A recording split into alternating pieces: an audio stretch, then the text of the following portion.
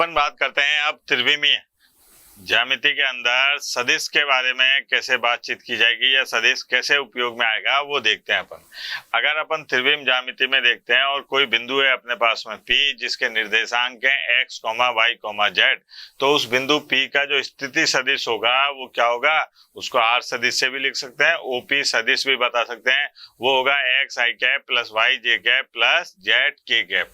ठीक है, अगर अपन बात करें कि साहब ये OP का जो स्थिति सदिश है इसमें जो घटक होंगे तो यहाँ पर अदिश घटक जो होंगे वो होंगे x y z और सदिश घटक जो होंगे वो क्या होंगे x i कैप प्लस हटा दो x i cap y j cap और z k कैप। ये कौन है, सदिश घटक है। अगर अपन बात करें कि इस बिंदु P का जो स्थिति सदिश दे रखा है इसका मापांक निकालना है, तो मापांक निकालने का तरीका क्या होगा कि आप स्थिति सदिश के मॉडुलस यानी कि मापांक बनाओ और under root x square plus y square plus z square, इससे अपने को क्या प्राप्त हो जाएगा, उस बिंदु P के स्थिति सदिश का मापांक। ठीक है बेटा, आगे बढ़ते हैं। अब एक प्रश्न देखते हैं अपन कि यहाँ पर A सदिश दे रखा है और अपने को क्या काम करना है, इसी की दिशा में एक सदिश ज्ञात करना है जिसका मापांक यानी कि परिमाण कितना है, 7 इकाई है। तो सबसे पहले अपन क्या काम करें कि यहाँ पर बात करते हैं, दिया है, क्या दिया है भैया कि A सदिश ये दे रखा है i cap minus 2j cap. अब साहब यहाँ पर पहले इसका मापांक निकाल लो A सदिश का। A सदिश का मापांक आएगा अपने पास में अंडर रूट 1 प्लस माइनस 2 का स्क्वायर, 1 का स्क्वायर तो ये आ गया अपने पास में अंडर रूट 5। ठीक है, अब बात करते हैं अपन कि इकाई सदिश निकालना है 7 इकाई का, मतलब ऐसा सदिश निकालना है जिसका मापांक कितना हो, 7 इकाई। तो अपन पहले इकाई सदिश निकाल लेते हैं यानी कि A कैप, ये क्या होता है A सदिश और बटे में A सदिश का मापांक। तो यहाँ पर आ गया अपने पास में 1 बटा under root 5 i cap minus 2j cap, ये हो गया। अब यहाँ से अपन 7a कैप यानी कि 7 इकाई का सदिश निकालना है, तो इससे गुणा कर दो आप 7 का under root 5 i cap minus 2j cap, और चाहो तो ऐसे भी लिख सकते हो 7 बटा under root 5 i cap minus और 7 का गुणा करा 2 से 14 बटे अंडर रूट 5 और j कैप, ये आ गया साहब। ठीक है, आगे बात करते हैं। अब घटक रूप में इसके कुछ महत्वपूर्ण परिणाम हैं। घटक रूप में इसको देखिए आप, A सदिश को अगर लिखना है तो A1 i cap A2 j cap plus A3 k cap, B सदिश को लिखना है तो B1 i cap plus B2 j cap plus B3 k cap. अब इनको अगर जोड़ना होता है A प्लस A सदिश और B सदिश को जोड़ना है तो यहाँ क्या काम करेंगे अपन कि जो i कैप के अदिश घटक है उनको जोड़ लो, फिर i कैप लगा दो, फिर j कैप के जो अदिश घटक है उनको जोड़ लो। ठीक है, ऐसे k कैप के, तो अपने को क्या काम करना है, इससे योग प्राप्त हो जाएगा। इसी प्रकार विवकलन की बात करें तो विवकलन में भी ऐसा है। उदाहरण के तौर पे देखिए कि अपने पास में A सदिश जो है ये दे रखा है 2i cap plus 3j cap plus 5k cap, और साहब B सदिश जो है वो बराबर दे रखा है 4i cap plus 3j cap और माइनस 5k कैप, ये आ गया। अब अपने को A सदिश प्लस B सदिश को जोड़ना है, तो आप क्या काम करो, i कैप तो बाहर रहेगा, ये आ गया अपने पास में 6i cap plus 6j cap और प्लस 0k कैप, ये आ गया। अगर अपने को A सदिश माइनस B सदिश करना है तो यहाँ पर आ गया minus 4i cap plus 0j cap plus 10k cap. ये इस प्रकार से अपन घटकों के रूप में दो सदिशों का योगफल भी कर सकते हैं और विवकलन भी कर सकते हैं। अब अपने को कहा जाए कि अगर दो सदिश बराबर हैं तो उनके जो घटक हैं, अदिश घटक वो हैं, वो कैसे होंगे, बराबर होंगे। अगर लैम्डा एक अदिश राशि है और उसका A सदिश से गुणा कर रहे हैं तो इसका मतलब यह है कि उस अदिश राशि का प्रत्येक घटक से गुणा होगा। ठीक है, अगर A सदिश और B सदिश जो है संरेखीय हैं तो ऐसी स्थिति में क्या होगा कि A सदिश ऐसे करके B सदिश बराबर होगा किसके, लैम्डा A सदिश के, या A सदिश बराबर होगा लैम्डा B सदिश के। और संरेखीय होने के लिए जो प्रतिबंध है वो ये है कि उनके अदिश घटकों का जो अनुपात है वो कैसा होता है, बराबर होता है। तो अपने को ये बताने के लिए कि अगर प्रश्न आ जाता है कि साहब दिए गए सदिश संरेखीय हैं कि नहीं है, तो ये जांच करने के लिए आप क्या काम करो, उनके अदिश घटकों का अनुपात निकालो। अगर अदिश घटकों का अनुपात बराबर आ जाता है तो वो संरेखीय है, और बराबर नहीं आता है तो वो संरेखीय नहीं है। ठीक है, अब इसमें देखिए आप, इसमें अपने को क्या है, ए सदिश और बी सदिश दे रखा है और अपने को इसके मापांक का मान बताना है। तो आ जाओ मैदान में।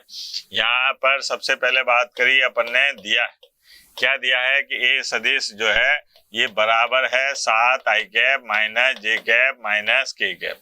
बी सदिश जो है ये बराबर है 2 i cap plus j cap. ठीक है, और 0 k कैप लिख दो साहब। अब क्या काम करना है अपने को, पहले चाहिए मेरे को 4 ए सदिश।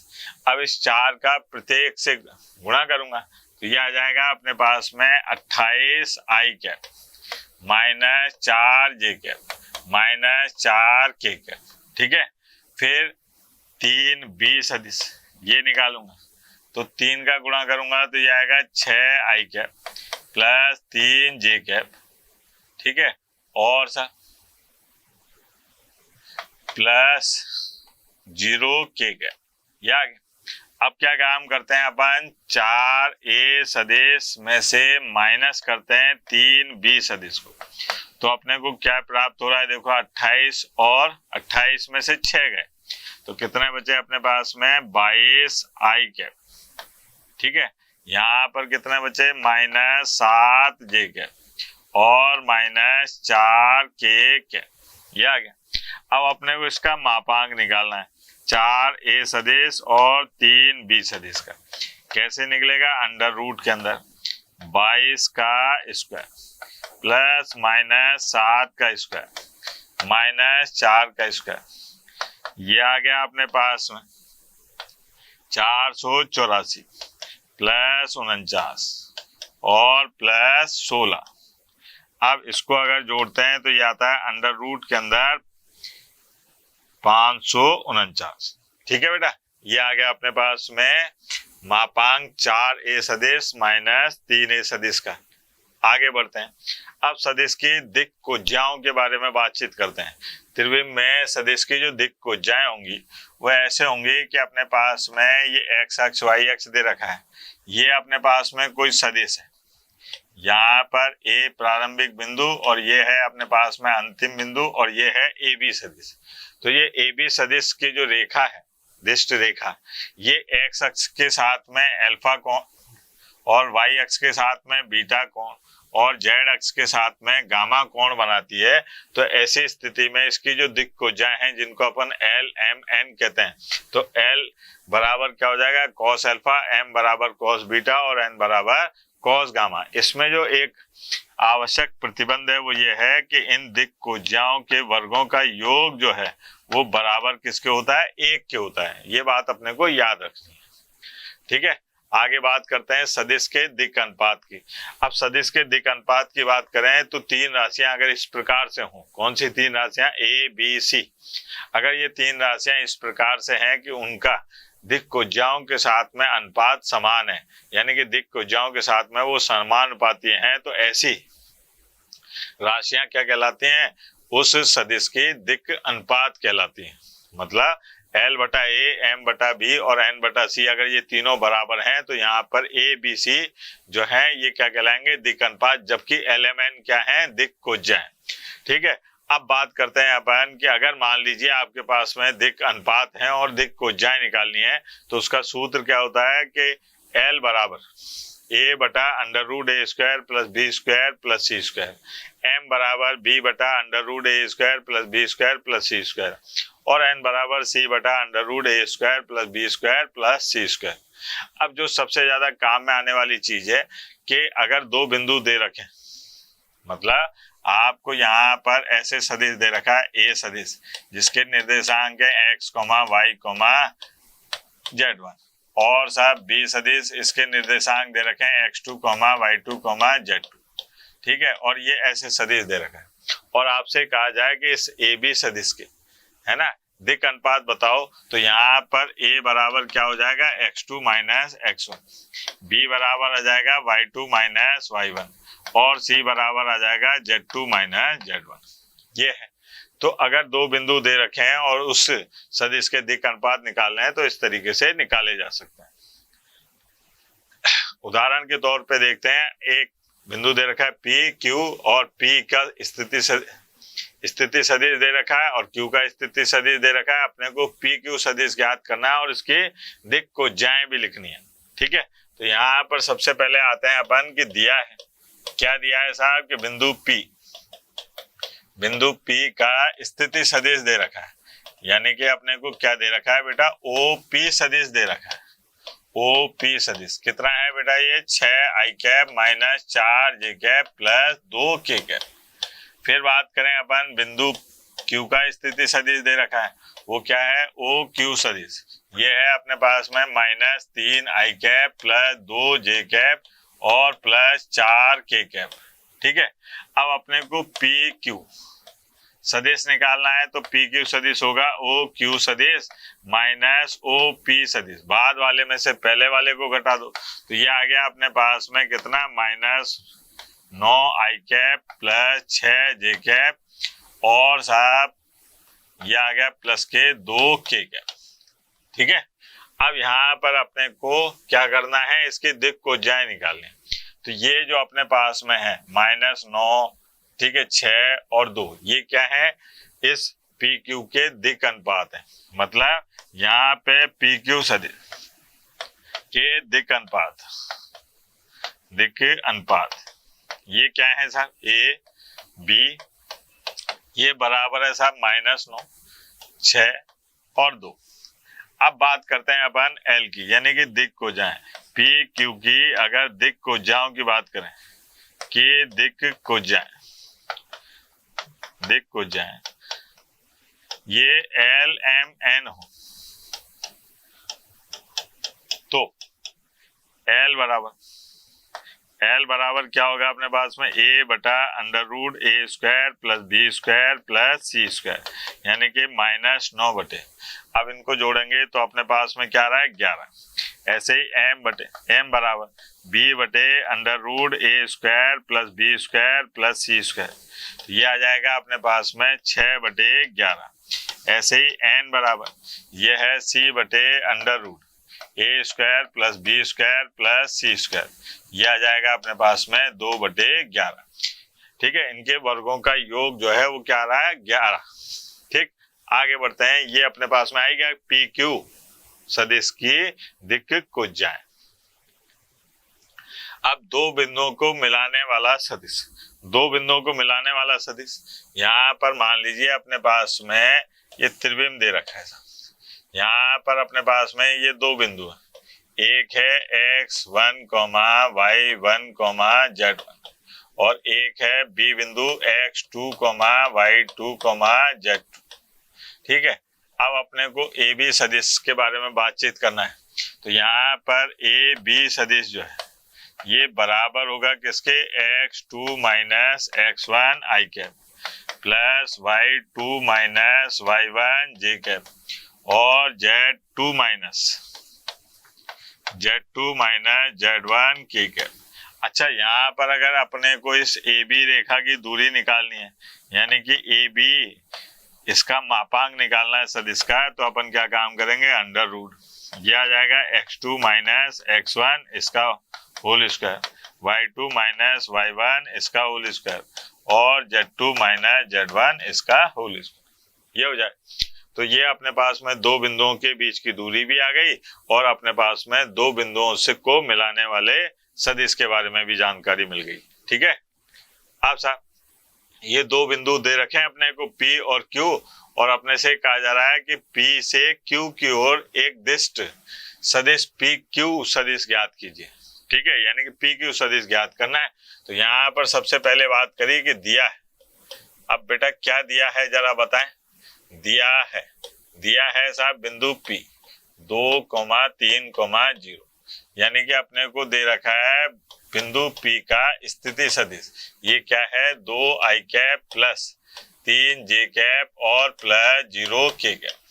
और क्या दे रखा है साहब, Q दे रखा है -1 -2 -4, यानी कि अपने को क्या दे रखा है, OQ है ना, यानी कि बिंदु Q का स्थिति सदिश। ये क्या है अपने पास में, ये है अपने पास में, कहाँ गया साहब, -1 I कैप -2 J कैप और -4 K कैप, ये आ गया। अब अपने को क्या है, ये P दे रखा है और ये Q दे रखा है और ये वाले दिश रेखा बतानी है, यानी कि PQ सदिश। PQ सदिश के लिए बाद वाले में से पहले वाले को घटा दो, ठीक है, ये आ गया साहब। तो अपने पास में जो PQ सदिश आएगा वो आएगा -3 I कैप और -5 J कैप और -4 K कैप, ये आ गया साहब। कितना आसान काम था। अब साहब खंड सूत्र की बात करें, यानी कि अगर अपने पास में कोई रेखा खंड है सदिश रूप में और उसका अपने को खंड भाग यानी कि एक बिंदु बताना है जो उस, ठीक है, रेखा खंड को बराबर भागों में बांटता है या किसी अनुपात में बांटता है या किसी अनुपात में भाग विभाजन करता है, तो अपन क्या काम करते हैं, इसमें जो खेल खेला जाएगा वो केवल स्थिति सदिश के बारे में खेला जाएगा। यहाँ पर क्या है अपने पास में, अगर मान लीजिए दो बिंदु दे रखे, ये है अपने पास में बिंदु A और इस बिंदु A का स्थिति सदिश है A सदिश, और ये है अपने पास में बिंदु B और इसका स्थिति सदिश है ये B, और अपने पास में एक बिंदु है M जिसका स्थिति सदिश मान लीजिए आप M है, ठीक है, ये, और ये क्या काम कर रहा है, बिंदु M इसको 1:1 यानी कि बराबर भागों में बांट रहा है, यानी कि जो M है वो इसका मध्य बिंदु है। तो जब इसको निकालना होगा अपने को, M मध्य बिंदु का स्थिति सदिश निकालना होगा, तो ये बराबर होगा A सदिश प्लस B सदिश और बटे में 2 की, सीधी सी बात, ठीक है, इसमें ज्यादा रॉकेट साइंस नहीं है। अब ये देखिए अंतः विभाजन की बात करें तो वही आते हैं अपन कि यहाँ पर अपने पास में A बिंदु का स्थिति सदिश दे रखा है ये A सदिश, और B बिंदु का स्थिति सदिश दे रखा है B सदिश, और यहाँ पर कोई बिंदु है R जिसका स्थिति सदिश है R सदिश, और ये क्या काम कर रहा है, M1:M2 में इस रेखाखंड को अंतः विभाजित कर रहा है। तो अपने को यहाँ पर R का जो स्थिति सदिश आएगा वो आएगा M1B सदिश और प्लस M2A सदिश और बटे में M1 प्लस M2, ये आ गया। अब भाज्य विभाजन की बात करें तो भाज्य विभाजन में क्या होगा साहब, भाज्य विभाजन में बिंदु ये अपने पास में A बिंदु है जिसका स्थिति सदिश A है, और ये अपने पास में बिंदु B है जिसका स्थिति सदिश B है। अब जो बिंदु R है वो यहाँ पर है, ठीक है, और इसका स्थिति सदिश क्या है साहब, R सदिश। अब ये क्या काम कर रहा है कि इस AB को M1, ठीक है, और अनुपात M2 में बाह्य विभाजित कर रहा है। तो यहाँ पर R जो सदिश होगा यानी कि बिंदु R का स्थिति सदिश होगा वो बराबर होगा किसके, M1 B सदिश और माइनस M2A सदिश और बटे में M1 माइनस M2 के, सीधा सीधा समान, ठीक है। अब एक उदाहरण के द्वारा समझते हैं इस बात को। यहाँ पर अपने को क्या है, दो बिंदुओं के स्थिति सदिश दे रखे हैं, मतलब यह है कि अपने पास में ये दे रखा है A, इसका स्थिति सदिश कितना है बेटा, 3A सदिश माइनस 2B सदिश, और साहब बिंदु B इसका स्थिति सदिश दे रखा है 2A सदिश और माइनस 5B सदिश, और ये क्या काम कर रहा है कि 3:2 में अंतः विभाजन भी निकालना है, बाह्य विभाजन भी निकालना है। अंतः विभाजन और बाह्य विभाजन में काय का अंतर है, केवल प्लस माइनस का अंतर है और किसी का अंतर नहीं है। तो यहाँ पर अपन ने क्या काम करा, इसको R लिख देते हैं, ठीक है। सबसे पहले बात करी अपन ने अंतः विभाजन की। अंतः विभाजन में क्या है साहब, अंतः विभाजन में यह है कि R सदिश बराबर 3 गुणा 2A सदिश माइनस 5B सदिश, फिर प्लस यह आ गया 2 3A सदिश माइनस 2B सदिश और बटे में 3 प्लस 2, ये हो जाएगा अपने पास में 6A सदिश माइनस 15B सदिश प्लस 6A सदिश माइनस 4B सदिश और बटे में 5, तो 6 ये आ गया 12 बटे 5A सदिश, ठीक है, और माइनस 19 बटे 5B सदिश। अब बात करिए बाह्य विभाजन की। भाज्य विभाजन में क्या होगा, केवल अंतर किसका आ जाएगा, प्लस माइनस का, तो वो होगा आर सदिश बराबर 3 2 ए सदिश माइनस 5 बी सदिश और माइनस 2 3 ए सदिश माइनस 2 बी सदिश और बटे में 3 माइनस 2। यहाँ पर अपने पास में देखिए ये आ गया 6 ए सदिश माइनस 5 15 बी सदिश ठीक है, माइनस 6 ए सदिश और साहब प्लस 4 बी सदिश और बटे में 3 माइनस 2 क्या आ गया अपने पास में 1। अब यहाँ 6 से ये 6 कट गया और ये आ गया अपने पास में माइनस 11 बी सदिश। अंतः विभाजन से ये और बाह्य विभाजन से ये प्राप्त हो गया। ठीक है बेटा। अब आते हैं अपन दो सदिशों का अदिश गुणनफल। दो सदिशों का अदिश गुणनफल में क्या होगा साहब, इसको अपन बिंदु गुणन भी कहते हैं। यहाँ पर दो सदिश दे रखे हैं ऐसे, ये अपने पास में थीटा, ये है ए सदिश और ये है बी सदिश, तो इनका बिंदु गुणा होगा ए सदिश और बी सदिश मापांक ए सदिश का और बी सदिश का मापांक और कॉस थीटा। ये कॉस थीटा जो है, इसमें थीटा जो है इन दोनों सदिशों के मध्य में बनने वाला कोण है। ठीक है। अब यहाँ पर बात करें कि साहब अगर यदि ऐसा हो कि थीटा जो है वो 90 डिग्री हो, तो यहाँ पर ए सदिश और बी सदिश, अब cos 90 का मान 0 तो ये सब 0, ये आ गया। तो यहाँ पर ये पता चलता है कि अगर सदिश जो है परस्पर लंबवत हैं तो उनका अदिश गुणनफल सदैव किसके बराबर होता है, 0 के। या फिर ऐसे कहें कि अगर अदिश गुणनफल बराबर 0 के है तो सदिश क्या होगा, परस्पर लंबवत होंगे। पहली बात। ठीक है। दूसरी बात कि यदि थीटा बराबर 0 है तो ए सदिश और बी सदिश जो है ये बराबर होगा ए सदिश और बी सदिश के मापांक। ठीक है। यानी कि ये ए सदिश और ए सदिश अगर समान किया जाए तो ए सदिश के मापांक का वर्ग होगा। ये कई बार काम में आएगा अपने सवालों के बीच में कि अगर दो सदिश समान है तो उनके मापांकों के वर्ग के बराबर होता है। ठीक है। अब बात करिए अपन ने कि अगर मान लीजिए cos थीटा निकालना है तो cos थीटा बराबर यह आ जाएगा ए सदिश और बी सदिश और मापांक ए सदिश और ये बी सदिश का मापांक, ये आ गया। अब अगर अपन ये देखें कि घटकों के रूप में अपने को अदिश गुणा देखना है तो अपने को दो बातें याद रखनी पड़ेंगी। कौन कौन सी, जो अपन ने पहले पढ़ा उसमें देखिए आप कि यहाँ पर अगर ये लंबवत होते हैं तो ऐसी स्थिति में क्या होता है, इनका अदिश गुणनफल 0 के बराबर होता है। तो अपन ऐसा कर सकते हैं कि साहब आई कैप और जे कैप, ऐसे ही जे कैप और के कैप और के कैप और आई कैप, ये जो है इनका गुणनफल किसके बराबर होगा, 0 के। ऐसे ही अगर आई कैप और आई कैप, जे कैप और जे कैप और के कैप और के कैप, ये जो है इसका गुणनफल देखें तो ये किसके बराबर आएगा, 1 के। तो अपने को ये बात याद रखनी है कि अगर आई कैप का जे कैप के साथ में अदिश गुणा किया जाए तो उसका मान क्या होता है, 0। अगर आई कैप का आई कैप के साथ में अदिश गुणा किया जाए तो उसका मान क्या होता है, 1। इन दोनों सूत्रों से। ठीक है। अब बात कर रहे थे अपन दो सदिशों के घटक।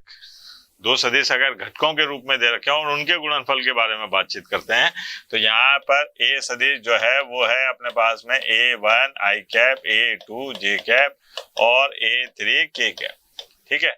और बी सदिश जो है ये है B1 आई कैप प्लस B2 जे कैप और B3 के कैप।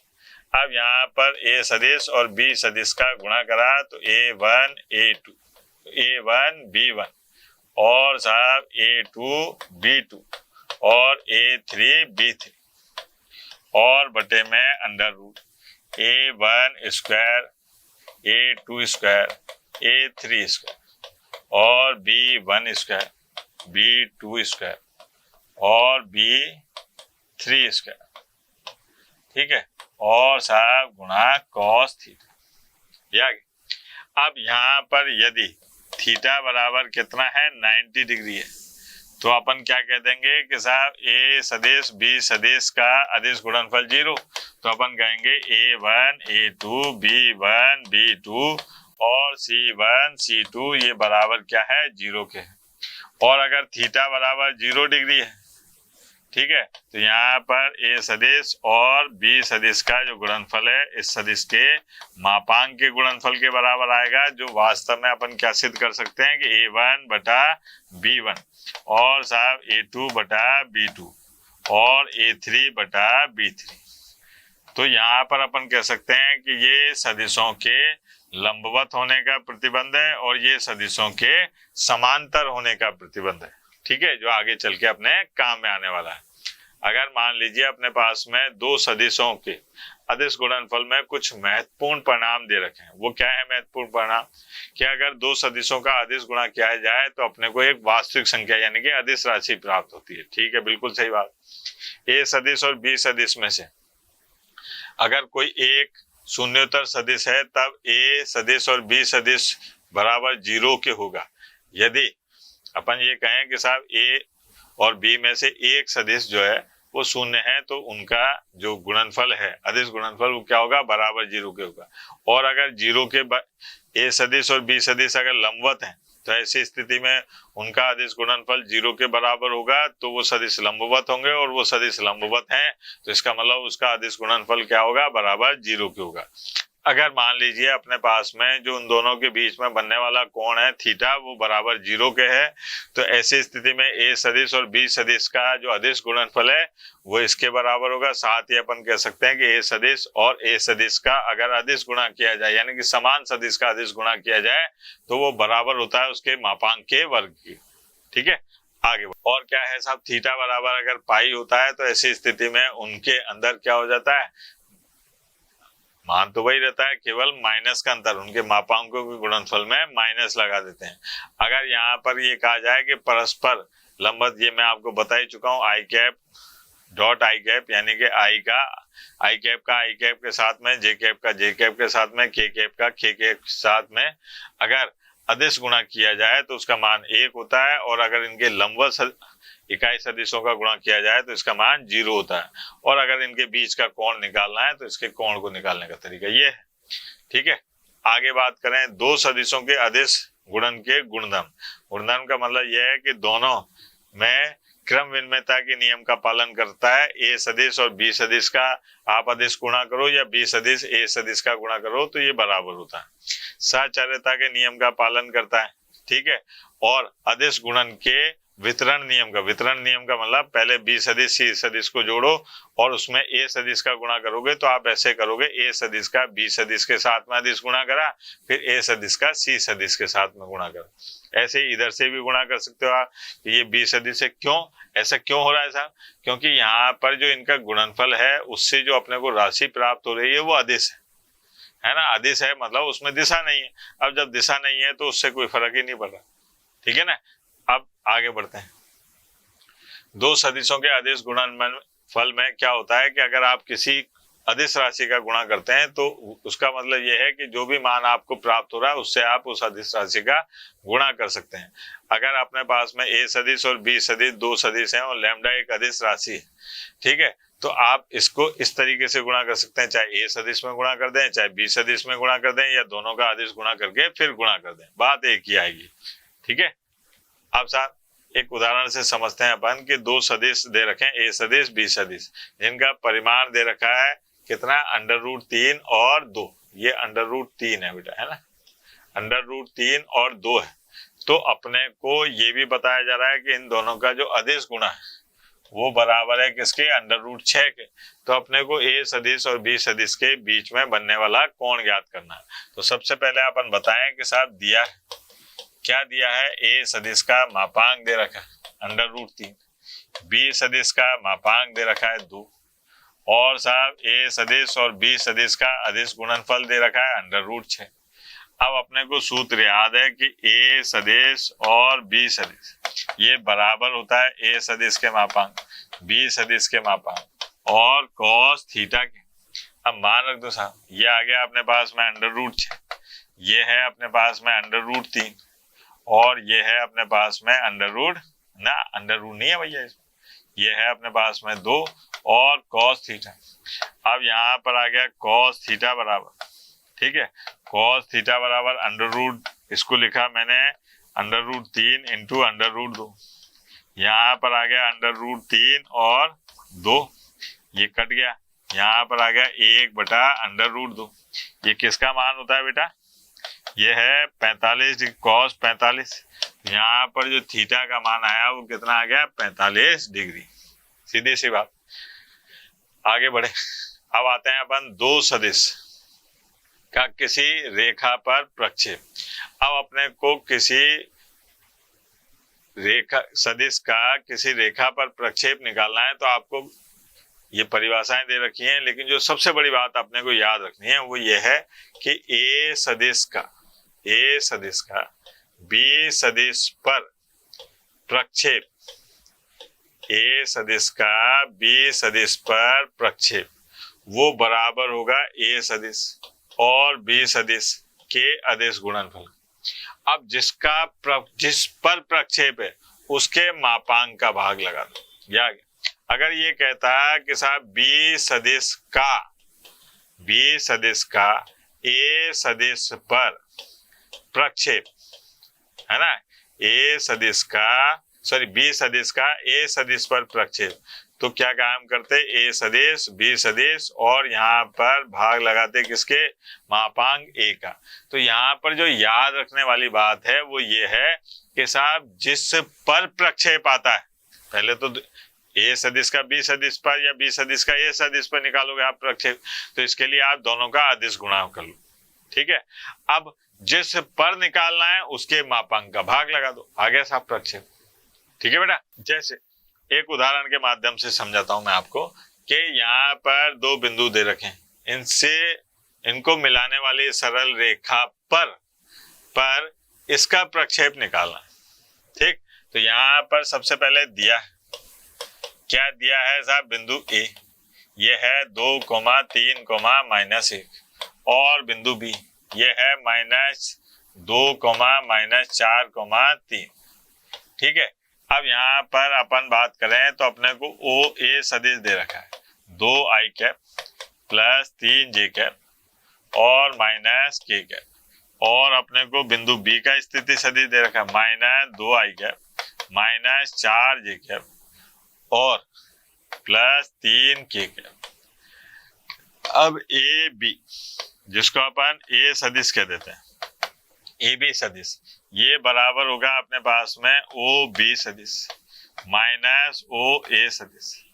यहाँ पर आ जाएगा -4i -7j और प्लस 4k।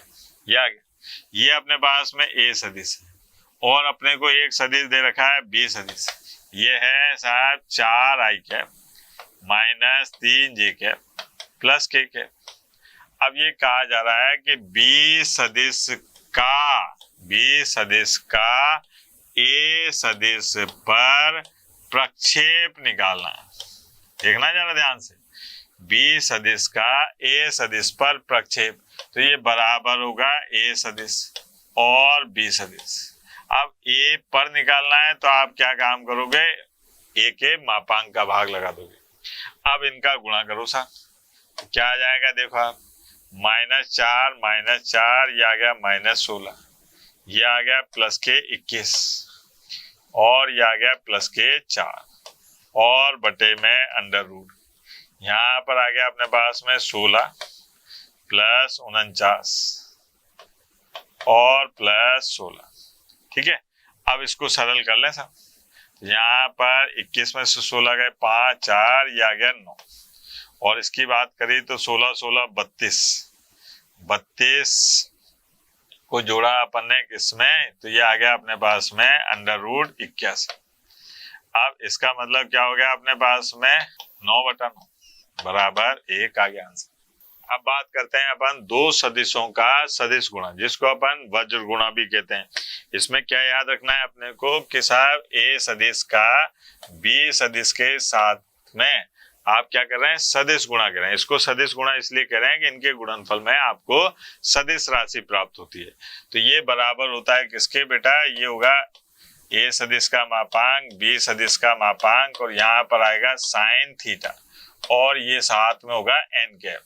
अब ये एन कैप क्या है, तो एन कैप ये है कि अगर ये ए सदिश है और ये बी सदिश है तो एन कैप है ये, यानी कि ए सदिश और बी सदिश के लंबवत इकाई सदिश, ए सदिश और बी सदिश के लंबवत इकाई सदिश को क्या कहते हैं अपन, एन कैप कहते हैं।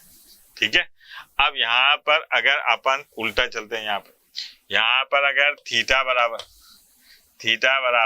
0 डिग्री है तो यहाँ पर क्या होगा, अपने पास में थीटा बराबर 0 है तो ये हो जाएगा ए सदिश और बी सदिश, इसका मान आ गया 0।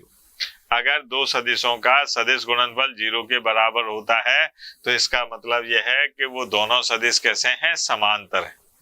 और अगर मान लीजिए थीटा बराबर 90 डिग्री है तो यहाँ पर क्या आ जाएगा, अपने पास में ए सदिश और बी सदिश, ये आ जाएगा ए सदिश और बी सदिश, और एन कैप तो इकाई सदिश है ही सही। तो इससे ये पता चलता है कि अगर दो सदिश हैं का सदिश गुणनफल उनके मापांक के गुणनफल के बराबर होता है तो इसका मतलब यह है कि वो कैसे हैं, लंबवत हैं। अब यहाँ पर ऐसा करते हैं, इससे अपने को दो बातें मिलेंगी। क्या कौन सी दो बातें मिलेंगी, यहाँ पर अपने को प्राप्त होगा कि साहब आई कैप और क्रॉस आई कैप, अब ये दोनों कैसे हैं, एक दूसरे के समांतर हैं, यानी कि इनके मध्य में बनने वाला कोण कितना है, 0।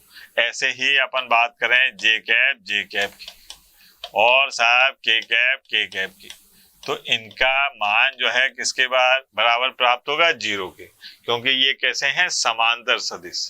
तो समांतर सदिशों का सदिश गुणनफल क्या होता है, 0 होता है।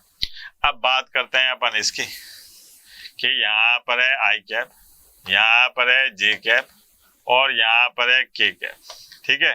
तो अगर आप आई क्रॉस जे करोगे तो आपको क्या मिलेगा, के कैप मिलेगा, और अगर आप जे क्रॉस आई करोगे तो यहाँ पर माइनस के कैप मिलेगा। ऐसे ही जे क्रॉस के करोगे तो आपको आई कैप मिलेगा, और अगर के क्रॉस जे करोगे तो माइनस आई कैप मिलेगा, और अगर के कैप क्रॉस आई कैप करोगे तो आपको क्या मिलेगा, जे कैप मिलेगा, और अगर आई कैप क्रॉस के कैप करोगे तो आपको क्या मिलेगा, माइनस के जे कैप मिलेगा।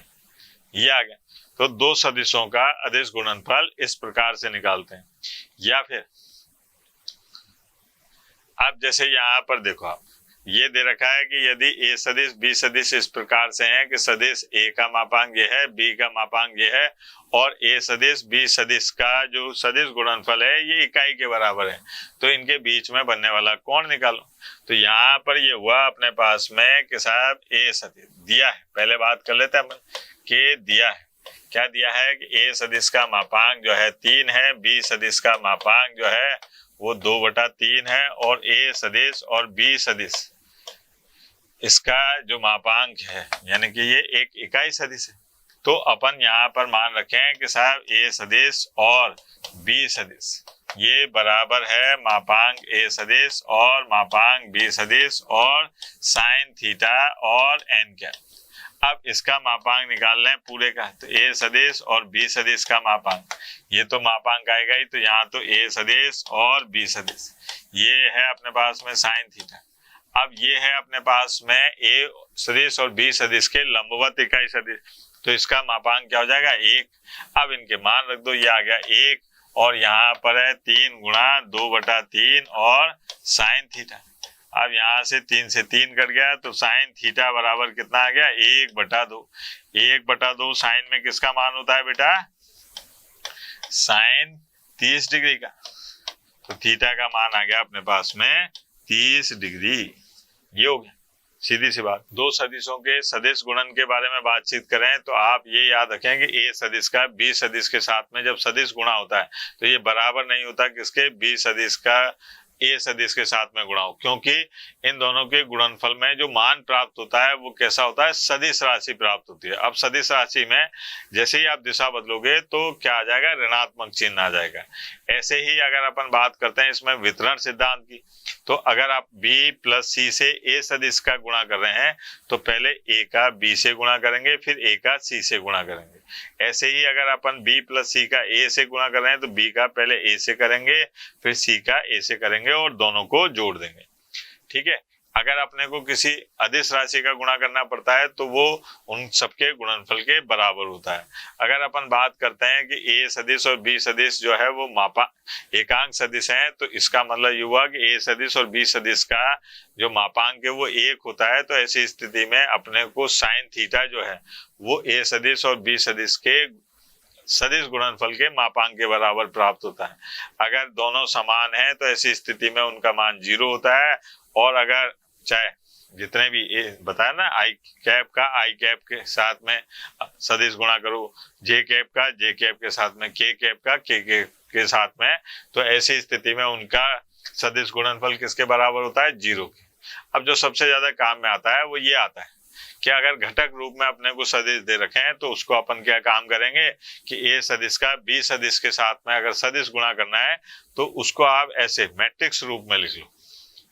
ठीक, सॉरी, सारणिक रूप में लिख लो। अब सारणिक रूप में लिखने पर इस सारणी को सरल करोगे तो अपने पास में a सदिश और b सदिश के सदिश गुणन का मान प्राप्त हो जाएगा। ठीक है बेटा। उदाहरण के लिए आपके पास में ये दे रखा है a सदिश और b सदिश। अब क्या काम करते हैं कि साथ दिया है क्या दिया है कि a सदिश ये है 4 i cap plus j cap minus 2 k cap, और b सदिश ये बराबर है 3 i cap minus 2 j cap plus 5 k cap. अब a सदिश और b सदिश का अपने को सदिश गुणा करना है तो ये आ गया i कैप j कैप और k कैप। यहाँ आ गया 4 1 माइनस 2 और 3 माइनस 2 और 5।